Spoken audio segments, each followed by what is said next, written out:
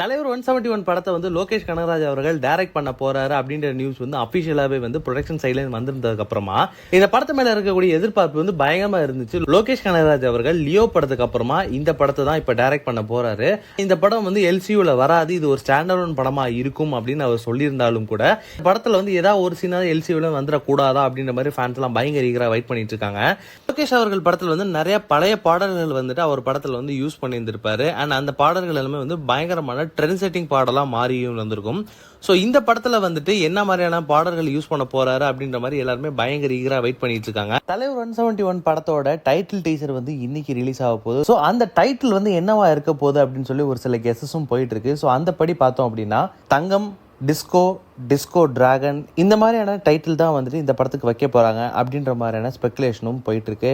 அது மட்டும் இல்லாம விக்ரம் படத்தோட டைட்டில் ட்ராக்ல வந்துட்டு விக்ரம் படத்தோட பாடலை வந்து லைட்டா ரீமேக் பண்ணி யூஸ் பண்ணியிருந்தாங்க. அண்ட் அது மட்டும் இல்லாம விக்ரம் அப்படின்ற டைட்டிலே வந்து இதுக்கு மறுபடியும் ரீநேமும் பண்ணியிருந்தாங்க.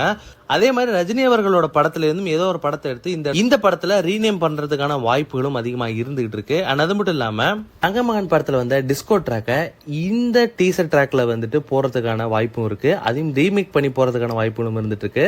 ரீசெண்டா அனிருத் அண்ட் லோகேஷ் கனகராஜ் இவங்க 2 பேரும் போட்ட ட்வீட்ல வந்துட்டு அந்த டிஸ்கோ அப்படின்ற விஷயத்தை சொல்லி இருந்திருக்காங்க. இந்த டீசர்ல பேக்ரவுண்ட் ஸ்கோரிங்ல அந்த பாடலோட ரெஃபரன்ஸ் உள்ள இருக்கிறதுக்கான வாய்ப்புகளும் அதிகமா இருக்கு. இன்னும் சொல்ல போனா அந்த பாட்டை ரீமிக்ஸ் பண்ணி இந்த யூஸ் பண்றதுக்கான வாய்ப்புகளும் அதிகமாகவும் இருந்துகிட்டு இருக்கு. மட்டும் இல்லாம இன்னைக்கு சாயங்காலம் 6 மணிக்கு இந்த படத்தோட டீசர் ரிலீஸ் ஆக போகுது. லோகேஷ் அவர்களோட ட்ரேட்மார்க்கான டைட்டில் டீசர் வந்துட்டு இந்த படத்துக்கும் பயங்கரமா இருக்கும் அப்படின்னு ஃபேன்ஸ் எல்லாம் பயங்கர ஈகரா வெயிட் பண்ணிட்டு இருக்காங்க.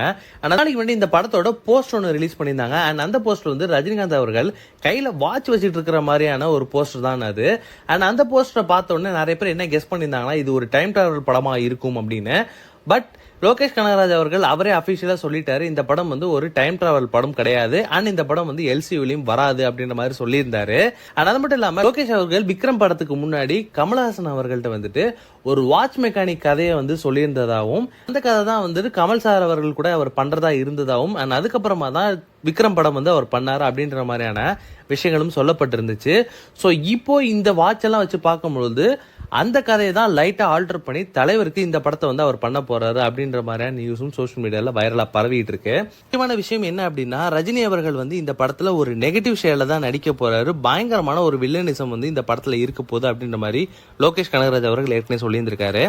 ரஜினி அவர்கள் வந்துட்டு ஹீரோவா பாக்குறதோட வில்லனா வந்து பயங்கரமா பெர்ஃபார்ம் பண்ணுவாரு. கடைசி எந்திரன் படத்துல தான் வந்து அவரை வில்லனா நம்ம பார்த்திருந்தோம். அதுக்கப்புறமா அவர் எந்த படத்துலயும் ஒரு வில்லனிசம் பண்ணல. இந்த படத்துல ரஜினி அவர்கள் வந்து கைண்ட் ஆஃப் நெகட்டிவ் ரோல்ல தான் நடிக்க போறாரு அப்படின்ற மாதிரி அப்டேட்டும் லோகேஷ் கனகராஜ் அவர்கள் ஏற்கனவே சொல்லியிருந்தாரு. ஸோ இந்த படம் வந்துட்டு ஒரு வில்லனிசம் படமா தான் இருக்க போது, பயங்கரமான ஒரு ஆக்ஷன் படமா இருக்கும். ஸோ அந்த காரணத்தினால இந்த படத்துல ரஜினி அவர்களோட வில்லனிசத்தை எவ்வளவு நீங்க பார்க்க வெயிட் பண்ணிட்டு இருக்கீங்க அண்ட் ரஜினி அவர்கள் நடிச்ச நெகட்டிவ் ஷேட்ல வந்து உங்களுக்கு பிடிச்ச படம் எது அப்படின்ற கருத்துக்களை கீழே கமெண்ட் பாக்ஸ்ல கமெண்ட் பண்ணுங்க. அண்ட் மறக்காம வீ டாக்கிஸ் யூடியூப் சேனல் சப்ஸ்கிரைப் பண்ணி அந்த பெல் ஐகானை தட்டி விட்டுருங்க.